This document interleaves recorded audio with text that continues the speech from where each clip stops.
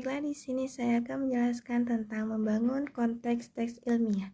Membangun konteks teks artikel ilmiah untuk mewujudkan tujuan mata pelajaran Bahasa Indonesia.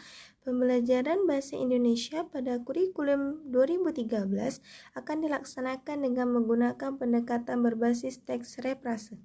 Teks bisa dalam bentuk tertulis atau lisan.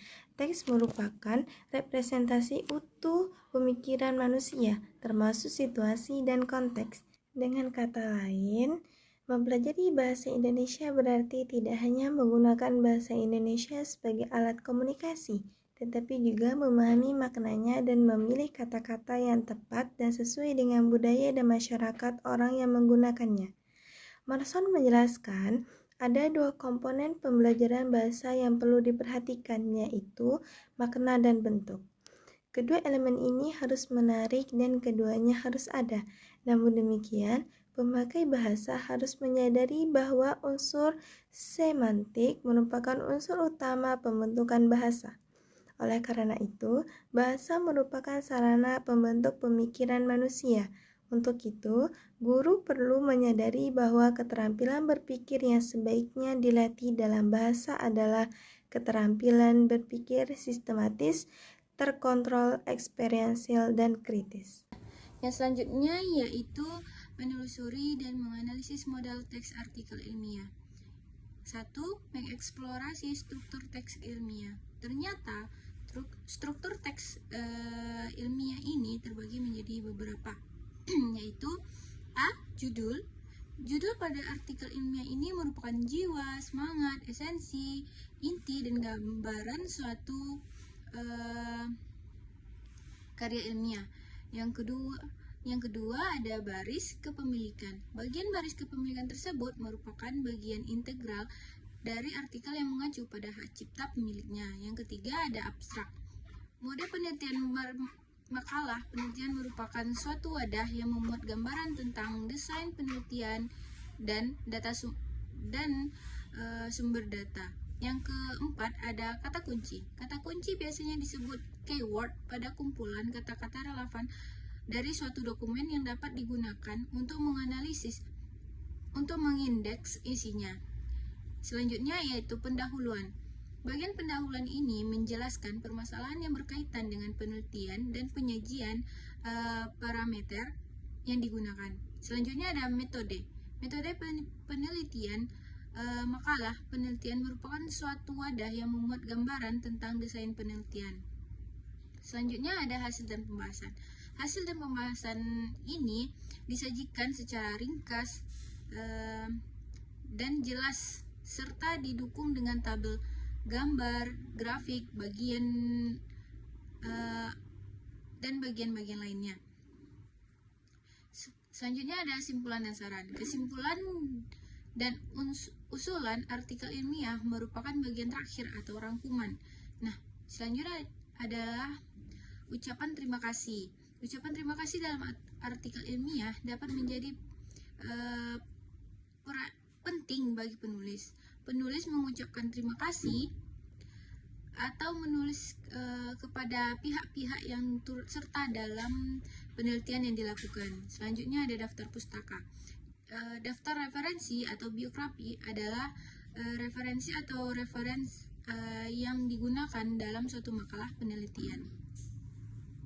Baiklah, saya akan menjelaskan tentang hubungan genre pada teks artikel ilmiah populer. Pada dasarnya, artikel sains populer sama dengan artikel konseptual. Dari segi formal bahasa, artikel ilmiah populer disajikan dengan gaya informal, sedangkan artikel konseptual disajikan dengan gaya lebih formal. Informalitas bahasa dalam artikel ilmiah populer ditandai dengan penggunaan bahasa sehari-hari dan istilah teknis tersendiri. Pilihan bahasa ini lebih mudah diterima oleh pembaca yang awam. Dari segi strukturnya juga teks artikel konseptual disusun dengan struktur teks yang berisi langkah-langkah fleksibel.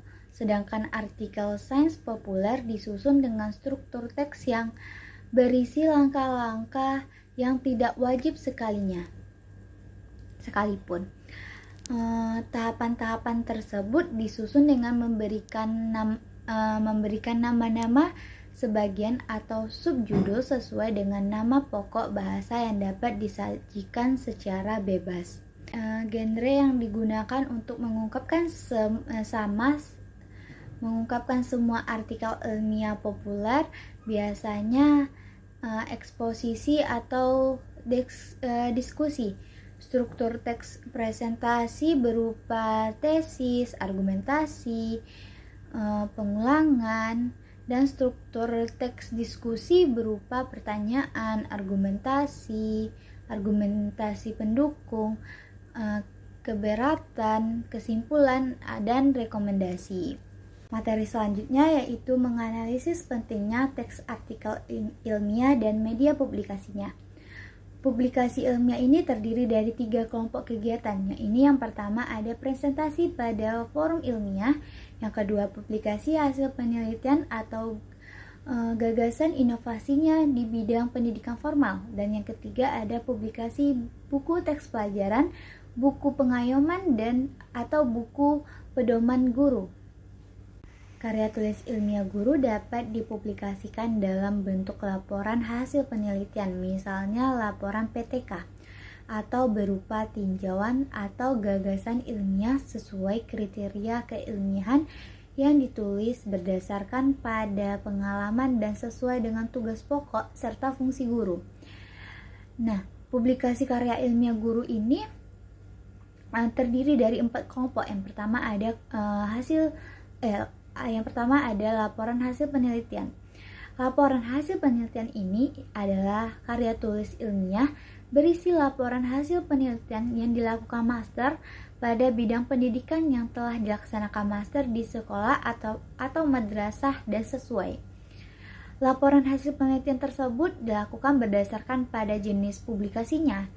Angka kredit untuk karya tulis hasil penelitian pada bidang pendidikan di sekolah atau madrasah dapat dipublikasikan dalam berbagai bentuk dengan perolehan angka kredit yang tersaji. Nah, yang kedua adalah tinjauan ilmiah. Makalah tinjauan ilmiah ini berupa karya tulis master yang berisi ide ataupun gagasan penulis dalam upaya untuk mengatasi berbagai masalah pendidikan formal dan pembelajaran yang ada di satuan pendidikannya. Nah, yang ketiga adalah tulisan ilmiah well count. Karya ilmiah populer adalah tulisan yang dipublikasikan di media massa seperti koran, majalah, ataupun sejenisnya. Karya ilmiah populer dalam kaitan dengan upaya pengembangan profesi ini merupakan kelompok tulisan yang lebih banyak mengandung isi pengetahuan berupa ide atau gagasan pengalaman penulis yang menyangkut di bidang pendidikan pada satuan pendidikan penulis bersangkutan. Bukti fisik berupa pentingnya tulisan dari media massa yang memuat karya ilmiah penulis dengan pengesahan dari kepala sekolah ataupun madrasah. Nah, yang keempat adalah artikel ilmiah. Artikel ilmiah dalam bidang pendidikan adalah tulisan yang berisi gagasan atau tinjauan ilmiah dalam bidang pendidikan formal dan pembelajaran di satuan pendidikan yang dimuat di jurnal ilmiah. Bukti fisik yang diperlukan untuk penilaian angka kredit adalah berupa jurnal. Nah, baiklah teman-teman, di sini saya akan menjelaskan sedikit materi mengenai mengevaluasi dan merekonstruksi teks artikel ilmiah. Nah, karya yang sudah dibuat perlu dievaluasi untuk mengetahui kembali apakah artikel tersebut sudah baik.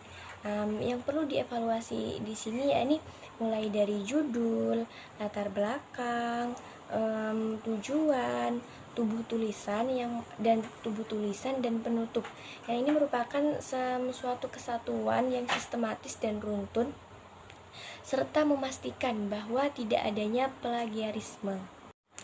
Nah, berikut bagaimana cara mengevaluasi dan merekonstruksi teks artikel ilmiah.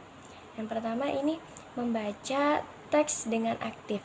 Nah, membaca teks dengan aktif ini kita bisa akrabkan diri dengan aturan yang ditentukan oleh penerbit. Jika ulasan tersebut akan diterbitkan, pastikan kita benar-benar memahami aturan penulisan yang ditetapkan oleh pihak penerbit. Memahami standar yang ditentukan oleh pihak penerbit dapat membantu kita untuk dengan mudah mengevaluasi dan merekonstruksi teks artikel ilmiah. Nah, selanjutnya, jika Anda harus membuat ulasan untuk keperluan akademik, pastikan Anda benar-benar memahami aturan dan instruksi penulisan yang ditentukan oleh penerbit. Nah, berikutnya langkah-langkahnya ini: baca artikel dengan cepat dan mendetail untuk memahami struktur besarnya. Nah, pertama-tama baca artikel tersebut dan cobalah memahami logika penulisannya. Dengan kata lain, baca judulnya, tujuannya, dan arah pembahasan untuk mengetahui garis besar struktur pada artikel tersebut. Selanjutnya, baca artikel 1 kali lagi. Nah, setelah tadi kita membaca artikel dengan cepat dan mendetail, kita ulangi 1 kali lagi membaca artikel tersebut untuk memahami kembali bagian apa saja yang dibahas pada artikel tersebut. Kembali membaca lagi dari awal hingga akhir untuk memahami nuansa yang ada pada artikel tersebut. Nah, pada bagian membaca 1 kali lagi artikel, pada tahap ini mulailah untuk mengidentifikasi tesis artikel dan argumentasi utamanya. Setelah itu, tandai atau garis bawahi posisi tesis dan argumentasi penulisan pada artikel pada bagian pendahuluan serta kesimpulan artikel. Setelah itu, mulailah membaca catatan. Setelah membaca keseluruhan dari artikel tersebut, cobalah untuk mengevaluasi setiap bagian secara lebih mendetail atau lebih mendalam. Untuk memudahkan prosesnya, cobalah kita untuk mencetak artikel, kemudian kita menuliskan catatan-catatan yang penting untuk kita ringkas pada artikel tersebut. Nah, baiklah, di sini saya akan menjelaskan tentang menulis teks artikel ilmiah berdasarkan permintaan. Penulisan makalah akademik sebagai kegiatan untuk menunjang profesionalisme guru. Reprase saat ini sebagian besar aktivitas guru di sekolah lebih terfokus pada misi pendidikan dan pengajaran di kelas, serta visi dan misi ilmiah dalam bentuk karya ilmiah dan publikasi seringkali diabaikan. Kenyataan ini berarti bahwa penulisan dan penerbitan akademis di kalangan guru masih menjadi perhatian. Hal ini ditandai dengan rendahnya produktivitas guru dalam menulis dan menerbitkan makalah akademik, termasuk penggunaan bahasa Indonesia dalam dokumen akademik. Karya ilmiah menurut sifat ilmiahnya adalah teks yang dibuat berdasarkan hasil observasi, pertimbangan, dan penelitian dalam bidang tertentu, disusun menurut metode tertentu, dan ditulis secara sistematis dalam bahasa yang santun. Konten dapat diperhitungkan benar atau tidaknya, dan tulisan ilmiah merupakan hasil pemikiran ilmiah berupa pengembangan. Para ilmuwan yang ingin mengembangkan ilmu pengetahuan, teknologi, dan seni melalui pengalaman, penelitian, dan literatur yang merupakan kumpulan ilmu pengetahuan. Setiap jenis tulisan akademis memiliki karakteristik yang berbeda-beda, seperti jenis penyajian, sasaran pembaca, dan kesulitan produksi. Winning menekankan bahwa karya tulis haruslah apik, dalam arti karya tersebut harus orisinal, perlu ilmiah, dan runtut. Asli artinya karya tersebut merupakan karya asli guru yang bersangkutan dan sesuai dengan mata pelajaran yang diajarkan di tempat kerja. Itu harusnya berguna, itu berguna. Artinya, karya yang dihasilkan guru harus memberikan manfaat langsung kepada guru dalam meningkatkan mutu pembelajaran. Ilmiah, artinya sesuatu karya tulis disusun secara sistematis dan berurutan serta mengikuti kaidah ilmiah lainnya. Koherensi yaitu karya ilmiah yang disusun harus benar-benar runtut dan konsisten pemikirannya baik secara keseluruhan maupun hubungan antar bab-bab karya yang disampaikan.